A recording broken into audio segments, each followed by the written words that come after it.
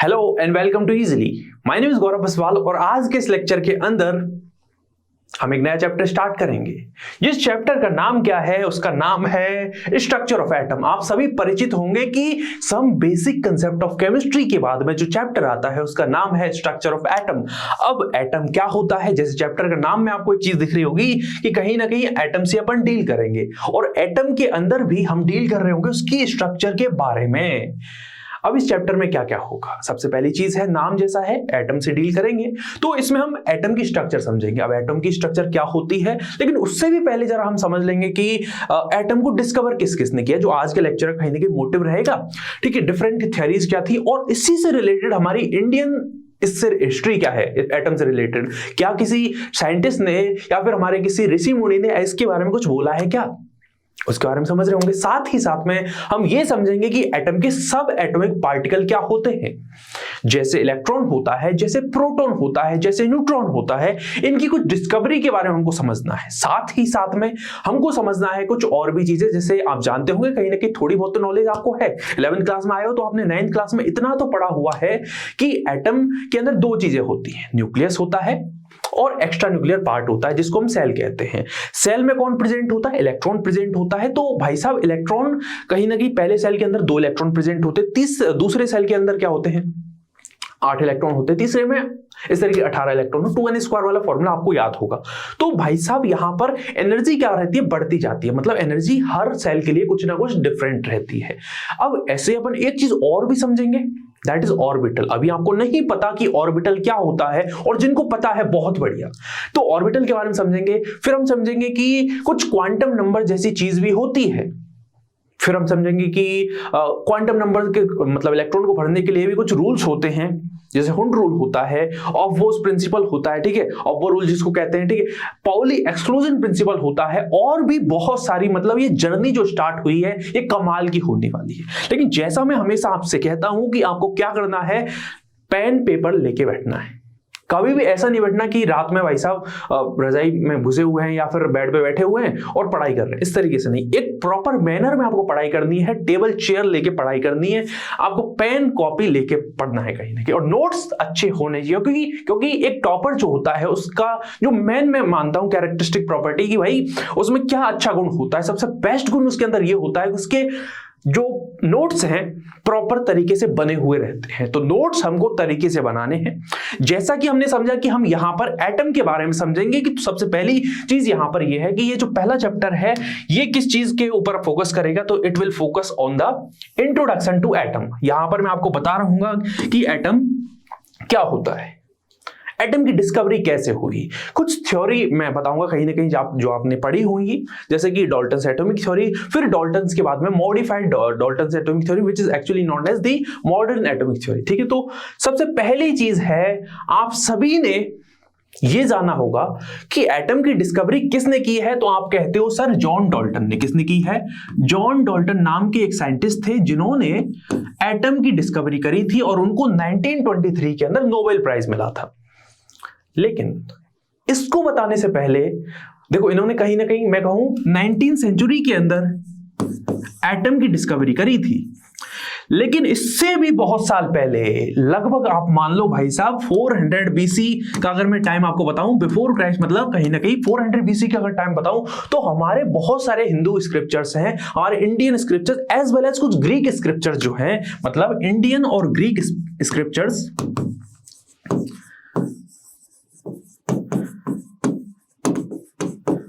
नहीं, ये बोला गया कि भाई साहब कोई भी दुनिया में जो चीज होती है, कोई भी सब्सटेंस है, कोई भी जो पदार्थ है, वो 5 चीजों से मिलकर बनता है, जिनको हम क्या कहते हैं, 5 पंचतत्व। आप सभी कहीं ना कहीं इंडिया से बिलोंग करते हैं तो आपको ये पता है कि ये 5 पंचतत्व कौन कौन से हैं, जिनमें सबसे पहला नाम आता है फायर का, फायर, वाटर, फिर आता है नाम एयर का, ठीक है, फिर नाम आता है किसका, एयर का, इसके बाद स्काई का, और फिर हमारा आग, जल, वायु, स्काई, और फिर अपना एक रह गया है, कौन सा रह गया भाई,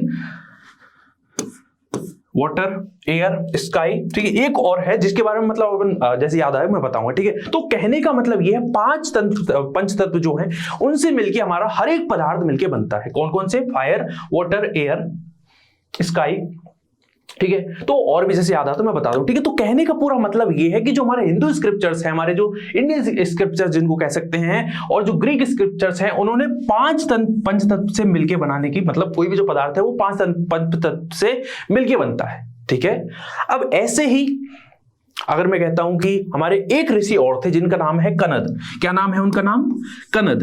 जो कनद ऋषि है उन्होंने 600 BC के अंदर यह कहा था कि कोई भी जो चीज है, कोई भी जो पदार्थ होता है, कोई भी जो सब्सटेंस होता है, वो उसका जो सबसे छोटा पार्टिकल है, मतलब कोई पदार्थ, जैसे अगर मैं पेन की बात करता हूं, इसका जो सबसे छोटा पार्टिकल है उनको उन्होंने नाम दिया था परमाणु, ठीक है। परमाणु नाम दिया। और उन्होंने इसके बारे में एक चीज और भी कही थी कि जो परमाणु होता है इसको अपन फर्दर डिवाइड नहीं कर सकते हैं।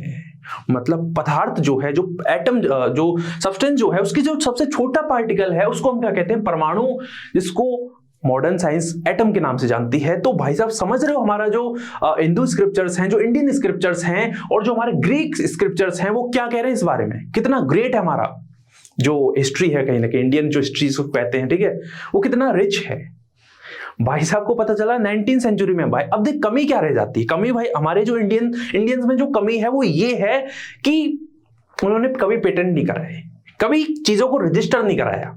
और रजिस्टर कराते तब तक तो कहीं ना कहीं उस टाइम पे इतना व्यवस्था भी नहीं थी कि रजिस्टर करवाते, ठीक है। तो रजिस्टर, और यही चीज का फायदा वेस्टर्न जो मतलब कंट्रीज हैं उन्होंने उठा लिया। उन्होंने क्या बोल दिया कि भाई साहब एटम की जो डिस्कवरी है वो किसने करी है? जॉन डाल्टन ने करी है। लेकिन जॉन डाल्टन ने कुछ डिस्कवरी नहीं करी है, उसने भाई साहब कनद ऋषि की जो थ्योरी थी उसी को प्रेजेंट कर दिया। कि जॉन डाल्टन ने क्या बोल दिया कि कोई भी चीज जो दुनिया में है, कोई भी जो एटम है, कोई भी जो सब्सटेंस है, उसका जो सबसे छोटा पार्टिकल होता है उसको हम क्या कहते हैं? एटम कहते हैं। और एटम बेसिकली कहां से निकला है? एटम जो है वो एक एटोमियन नाम का शब्द है, मतलब कहीं ना कहीं ग्रीक वर्ड, ठीक है। उसका मतलब क्या है? It is made up of A Greek word, ठीक है। जिसका मतलब क्या है? जिसका मतलब है अनडिविजिबल,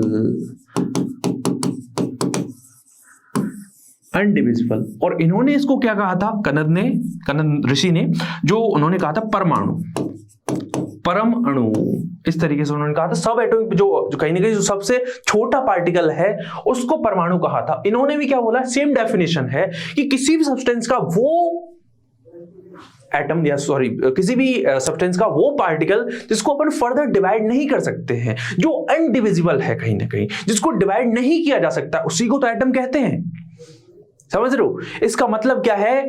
जो जॉन, अब क्लेम तो अपन, अब अगर बुक में पूछा जाता है, कहीं एग्जाम में पूछा जाता है, तब तो आपको यही कहना है कि एटम की डिस्कवरी किसने करी है? एटम की डिस्कवरी जॉन डाल्टन सर ने करी है।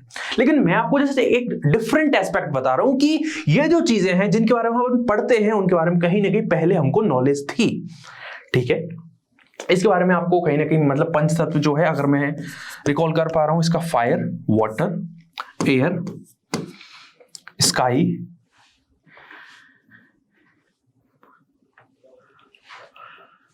अग्नि, वायु, जल,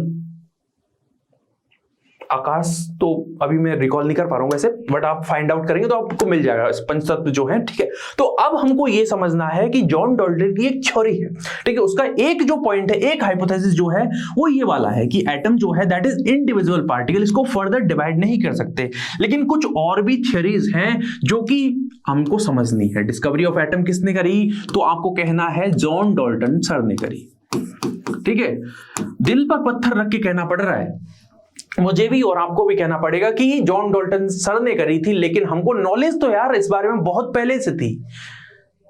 ये हमारा कहीं ना कहीं दुर्भाग्य है जो वेस्टर्न साइंस जो है कहीं ना कहीं हमसे आगे निकल गई। पर हमको पता है कि कहीं ना कहीं जो हमारी साइंस है, इंडियन साइंस, ठीक है, जो हमारे स्क्रिप्चर्स हैं उनमें इतनी नॉलेज है, अगर आपको उनको पढ़ो तरीके से, उन्हें बहुत सारी नॉलेज है भाई साहब। जहां पे वेस्टर्न साइंस खत्म होती है वहां से एक्चुअली हमारी स्टार्ट होती है, ऐसा लेवल है हमारा, ठीक है। तो ये चीज समझ में आ गई, जॉन डाल्टन ने करी, जिसके लिए उनको नोबेल भी मिला। अब चलिए आगे बढ़ते हैं, हम समझते हैं डाल्टन्स एटॉमिक थ्योरी। एक हाइपोथेसिस आपको पता है, इसकी जो पहली हाइपोथेसिस आपको सभी को पता है कि जो एटम है, हर चीज मतलब everything is made up of atom.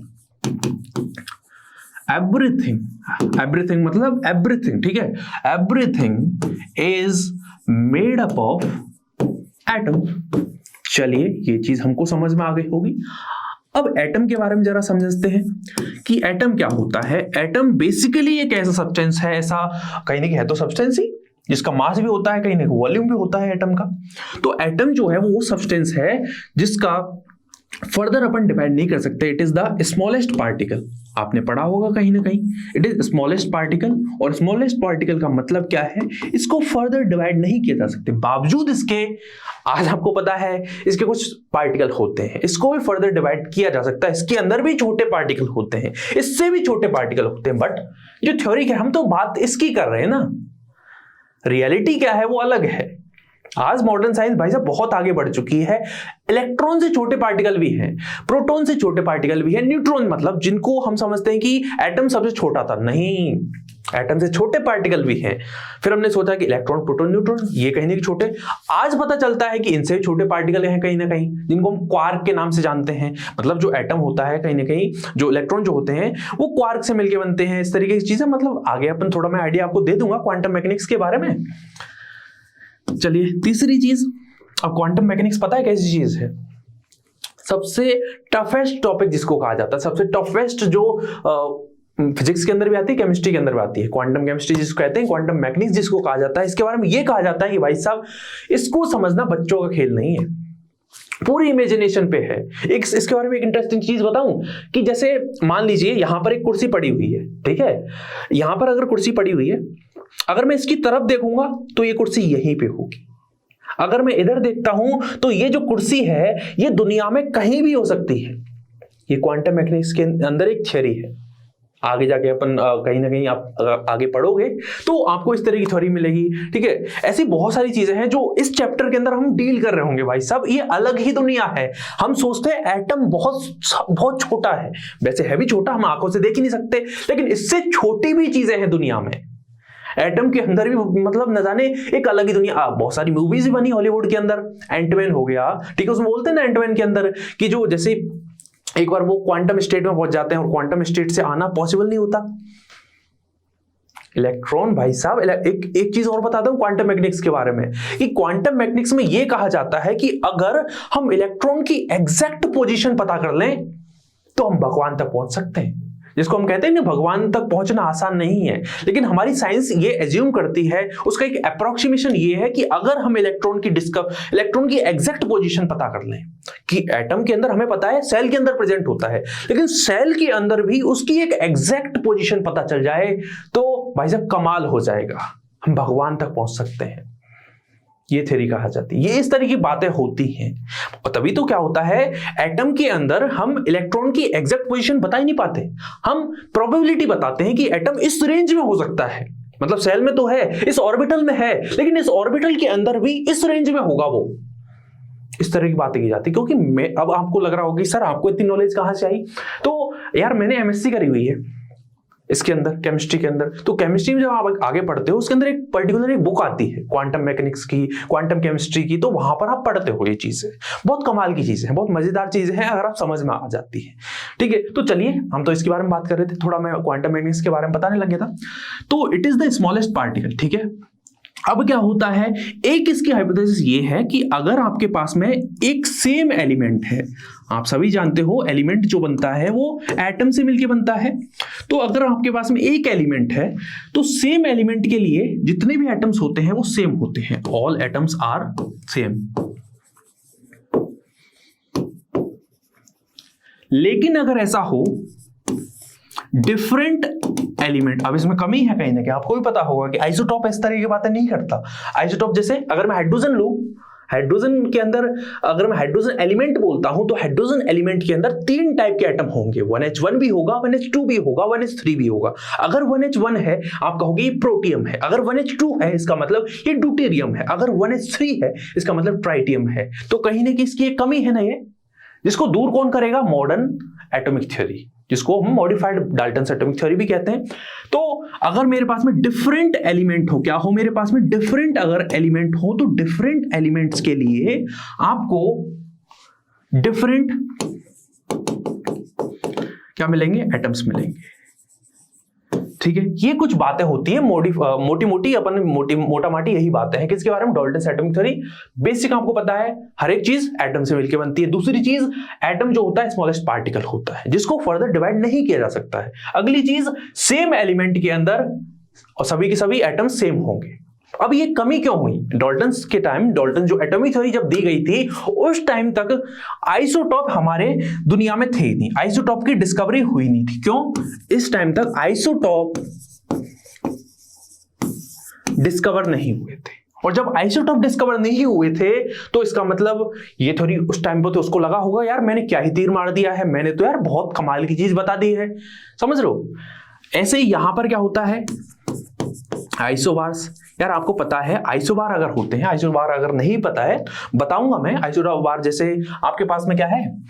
7 nitrogen 14 है, एक आपके पास में 6 कार्बन 14 है। तो दोनों के केस में क्या है? एक चीज आपको कॉमन दिख रही होगी यहां पर, ये जो चीज है, ये वाली चीज है जो मास नंबर है, ठीक है, वो दोनों के अंदर सेम है। बट यहां पर जो जेड की वैल्यू है, मतलब एटॉमिक जो नंबर है वो क्या है? डिफरेंट है। यानी कि ऐसी स्पीसीज, ऐसे एटम्स जहां पर एटॉमिक नंबर तो क्या होती है? डिफरेंट होती है, बट मास नंबर क्या होता है? सेम होता है। उस तरीके की स्पीसीज क्या कहलाती हैं? हमारे आइसोबार्स कहलाते हैं। लगे हाथ इसके बारे में भी जान लेते हैं। जैसे आपके पास में क्या है? 1H1 हो, आपके पास में 1H2 हो, आपके पास में 1H3 हो, तो आपको पता है यहां पर एक चीज आपको कॉमन दिख रही है, विच इज एक्चुअली 1 1 1। तो यहां पर एटॉमिक नंबर क्या है आप जानते होंगे यार।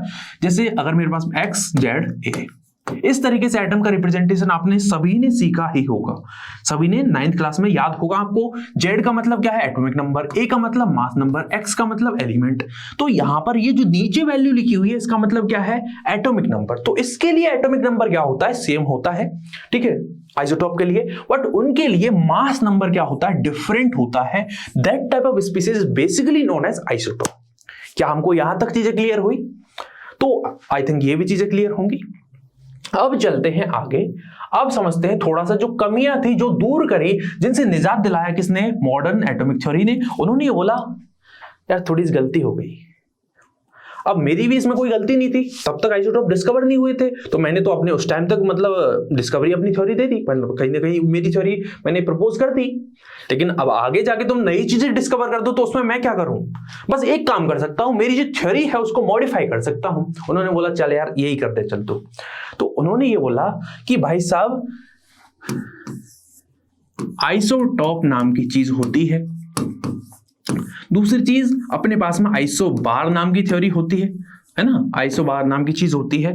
उनके लिए क्या होता है भाई साहब कि ऐसा जरूरी नहीं है कि अगर अपने पास में सेम एलिमेंट हो तो वहां पर सारे के सारे एटम सेम हो। केस कौन सा हो जाएगा? आइसोटॉप वाला हो जाएगा। डिफरेंट एलिमेंट अगर हो तो उनके लिए क्या होगा? डिफरेंट अगर एलिमेंट है मेरे पास में, अगर मेरे पास में डिफरेंट एलिमेंट है तो उनके लिए ऑल एटम्स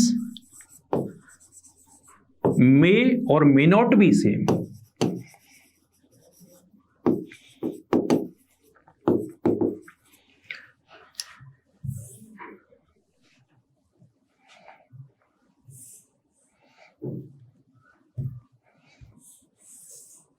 उनके लिए क्या होगा? सारे के सारे एटम सेम हो भी सकते हैं और नहीं भी हो सकते, दोनों ही चीजें हैं। चलिए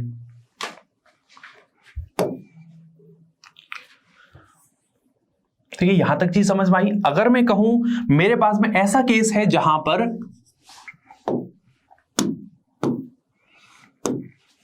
सेम एटम्स हैं, तो सेम एटम का केस आपको समझ में आ ही गया होगा कि अगर सेम एटम है तो वहां पर सारे के सारे एटम्स क्या हो सकते हैं? ऑल एटम, मतलब may or may not be वाला केस हो जाएगा। All atoms are all atoms may or may not B same, ये वाला केस कहीं ना कहीं होगा।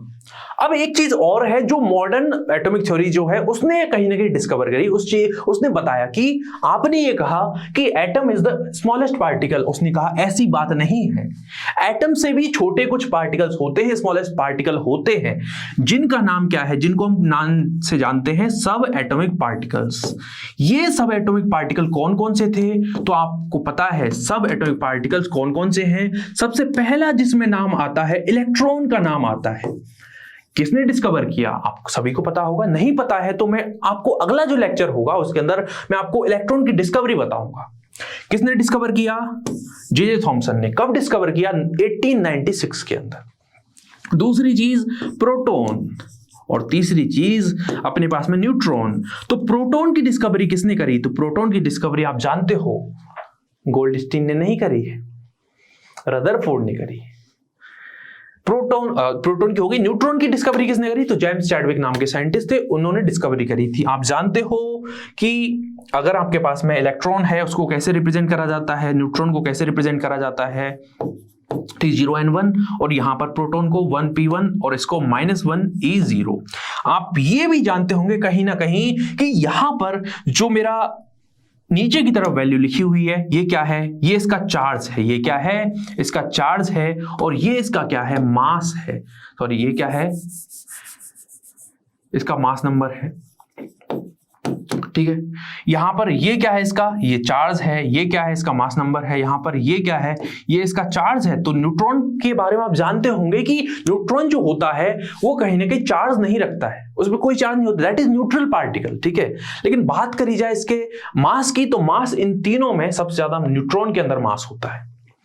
ठीक है, अब ये समझो जरा कि एटम दिखता कैसे है, एटम को हम कैसे कहते हैं, एटम के अंदर मतलब क्या चीज होती है। तो एटम के अंदर दो पार्ट होते हैं, एटम के अंदर दो चीजें होती हैं। दो पार्ट कौन कौन से हैं, तो पहला पार्ट हमारा है क्या, न्यूक्लियस। दूसरा है एक्स्ट्रा न्यूक्लियर पार्ट। न्यूक्लियस के अंदर क्या होता है, न्यूक्लियस के अंदर इलेक्ट्रॉन प्रेजेंट होते हैं, या प्रोटॉन प्रेजेंट होते हैं, या फिर न्यूट्रॉन प्रेजेंट होते हैं। तो न्यूक्लियस के अंदर हमारे प्रोटॉन और न्यूट्रॉन बैठे रहते हैं, और यहां पर एक्स्ट्रा न्यूक्लियर पार्ट जिसको हम सेल भी कहते हैं, सेल्स, ठीक है, इनको हम कहीं ना कहीं इसके अंदर कौन होता है, इलेक्ट्रॉन प्रेजेंट होते हैं। अगर मैं आपको दिखाऊं कि अगर ये मेरा न्यूक्लियस है, मेरा क्या एटम का न्यूक्लियस है, तो यहां पर इसके अंदर कौन कौन होगा, तो इसके अंदर दो जने बैठे रहेंगे। वो जने कौन कौन से हैं, तो इसके अंदर है प्रोटॉन प्लस न्यूट्रॉन, इस तरीके से दोनों भाई बैठे रहेंगे आपस में। ठीक है, मस्त इनकी प्रायोरिटी चलती रहेगी। और फिर यहां पर होंगे सेल्स, इस तरीके से सेल्स प्रेजेंट होते हैं। इस तरीके से क्या होते हैं, सेल्स यहां पर प्रेजेंट होते हैं। आप सभी जानते होंगे इस सेल को K नाम देते हैं, इस सेल को L नाम देते हैं, इस सेल को M नाम देते हैं, इस सेल को N नाम देते हैं। बट ये नाम आए कैसे, एक बोर एटॉमिक थ्योरी है कहीं ना कहीं, उसके बारे में समझना, बोर मॉडल ऑफ एटम पढ़ना है आपको, वहां पर ये सारी चीजें समझेंगे। बट कहीं ना कहीं आपको ये पता चल चुका है कि एटम कैसा दिखता है, एटम के अंदर क्या चीजें होती हैं। मतलब कहीं ना कहीं जिसको हम कहते हैं, 9th क्लास में तो आपने बस सिंपली इतना पढ़ लिया कि पहला जो सेल होता है उसको K कहते हैं, दूसरा सेल जो होता है उसको L कहते हैं। बट कहीं ना कहीं एक साइंटिस्ट थे जिन्होंने ये बताया था। एक्चुअली कोई चीजें अपने आप नहीं आती हैं, उसके पीछे पूरा प्रोसेस होता है। वो प्रोसेस क्या है, बोर मॉडल है। ठीक है, ऐसे अपन यहां पर ये समझेंगे कि इसमें इलेक्ट्रॉन प्रेजेंट होते हैं। आप जानते हो कि पहले सेल के अंदर 2 इलेक्ट्रॉन होते हैं, दूसरे सेल के अंदर कितने इलेक्ट्रॉन होते हैं, तो 8 इलेक्ट्रॉन होते हैं। कितने इलेक्ट्रॉन होते हैं, 8 इलेक्ट्रॉन होते हैं। तीसरे सेल के अंदर कितने इलेक्ट्रॉन होते हैं, आप क्या होगे, 18 इलेक्ट्रॉन होते हैं। चौथे सेल, 5वें सेल, 6वें सेल, इनमें क्या होता है, कहीं ना कहीं इस तरीके से सिनेरियो चलता रहेगा। बट आपको ये पता है 2n² फॉर्मूले से सारी चीजें होती है। तो अभी तक मैंने आपको एक ओवरव्यू चैप्टर का दिया है, और ये जो ओवरव्यू है बहुत ही ज्यादा इंपॉर्टेंट है। आने वाले लेक्चर के अंदर मैं आपको दिखा रहा हूंगा, मैं आपको सिखा रहा हूंगा कि जे थॉमसन ने इलेक्ट्रॉन की डिस्कवरी कैसे करी, कैसे कैथोड रे की डिस्कवरी हुई। उसके लिए आपको जुड़ना पड़ेगा हमारे इस प्लेटफॉर्म के साथ में कहीं ना कहीं। ठीक है, अब प्लेटफॉर्म से जुड़ने के लिए मैं कोई आपको चार्ज नहीं ले रहा हूं। ठीक है, हमारी टीम ये चाहती है कि बच्चों का भला हो, बस क्या करना है, आपको कहीं ना कहीं यूट्यूब पे क्लासेस मिल ही रही हैं, तो यूट्यूब से आप क्लासेस देखो, लेकिन जो हमारी जो नोट्स आपको बनाने हैं, अब नोट्स बनाने के लिए हो सकता है आप कहीं ना कहीं अलग से बनाना चाहते हो, तो that is the best way, मतलब जैसे वीडियो देख रहे हो उसके साथ बना लो, that is the best way जिसके वो बहुत सबसे अच्छा रहेगा। लेकिन अगर आपको चाहिए कि हमको पीपीटी चाहिए सर, एनोटेड पीपीटी चाहिए, आपको डीपीपी चाहिए, डीपीपी कहां मिलेगी, तो उसके लिए आपको हमारा जो इजीली ऐप है प्ले स्टोर पे आपको मिल जाएगा, प्ले स्टोर पे आपको इजीली ऐप मिल जाएगा, उसको आप डाउनलोड करना। डाउनलोड करने के बाद में जैसे आप एनरोल कर रहे होंगे तो वहां पर आपको क्लास 11th 12th वाला ऑप्शन में जाना है। आप 11th क्लास के बच्चे हो तो 11th क्लास के लिए आपको ये जो प्रारंभ बैच है, this is for 11th class, इसको आपको टैप करना है। टैप करने के बाद में आपको क्या करना है, ये वाला जो प्रारंभ बैच, ठीक है, इस पे क्या करना है, आपको कहीं ना कहीं टिक कर लेना है। टिक जैसे ही करोगे आपका एनरोलमेंट हो जाएगा। एनरोलमेंट के लिए कोई फीस नहीं देनी, कोई भी चार्ज नहीं है, जीरो है कहीं ना कहीं कोर्स। हम ये चाहते हैं कि हमारे जो स्टूडेंट हैं, हर जो गरीब घर का बच्चा है उसका भी भला हो। दिस इज द वे, ठीक है, this is the vision of our team. हम यही चाहते हैं, एक जो गरीब घर का बच्चा वो भी डॉक्टर बने, वो भी एक बड़े एम्स में, ठीक है, बड़े एम्स मतलब कहीं ना कहीं उस हॉस्पिटल के अंदर काम करे, ठीक है, अपने माँ बाप का जो सपना है उसको पूरा करे। तो हमारा विजन यही है। हम इसके लिए कोई आपसे फीस चार्ज नहीं कर रहे हैं। आपको यहाँ पर डीपीपी मिल जाएगी। आपको जैसे आप केमिस्ट्री वाले ऑप्शन में जाओगे तो केमिस्ट्री वाले में 11th क्लास में चला जाना, ठीक है, आपको some basic concept of chemistry वाला चैप्टर दिखेगा और दूसरा आपको दिखेगा स्ट्रक्चर ऑफ एटम। तो स्ट्रक्चर ऑफ एटम वाले वीडियो में जाना, आपको वहीं पे डाउनलोड मटेरियल मिल जाएगा और आपको एनोटेड पीपीटी मिलेगी, साथ साथ में आपको डीपीपी मिलेगी। अब इस जो ये तो पहला लेक्चर है, तो पहले लेक्चर के अंदर आपको एनोटेड पीपीटी मिल जाएगी, डीपीपी इसमें नहीं है, क्योंकि कहीं ना कहीं अभी तो जस्ट जर्नी स्टार्ट हुई है। तो जर्नी जैसे स्टार्ट हुई है तो उसके अंदर आपको क्वेश्चन दूं क्या? सबसे पहले क्वेश्चन आपको अगली जो क्लास होगी, जो ऐसे में जेजे थॉमसन, जहां पे जेजे थॉमसन की जो थ्योरी है, जेजे थॉमसन ने कैसे इलेक्ट्रॉन की डिस्कवरी करी, उसके अंदर आपको क्वेश्चन मिल जाएंगे। अभी मैं डीपीपी नहीं दे रहा हूं, डीपीपी आपको, लेकिन पता इतना रहना चाहिए कि डीपीपी कहां मिलेगी। वीडियो है, जैसे वीडियो को टैप करोगे, वीडियो के जस्ट नीचे आपको डाउनलोड मटेरियल करके मिल जाएगा। कहां मिल जाएगा? डाउनलोड मटेरियल करके कोई चीज रहेगी, उसमें आप देख सकते हो क्या क्या, एनोटेड पीपीटी आपको मिल जाएगी, साथ ही साथ में आपको वहां पर डीपीपी मिल जाएगी, ठीक है। तो ये दोनों चीज आपको मिलेगी और डीपीपी का जो आंसर है उसी के अंदर दे रखा है। कोई भी उसके अंदर डाउट आता है तो क्या करना है, आप ऐप के अंदर ही आपको एक ऑप्शन मिलेगा, पोस्ट अ डाउट, वहां पर आप अपना डाउट पोस्ट कर सकते हैं। हमारी टीम बहुत ही जल्द आपका जो डाउट है वो क्लियर कर देगी। So this is Gaurav Baswal. जैसा कि हमारे लेक्चर के लास्ट में कहता हूं, always remember to learn with a smile. Signing of.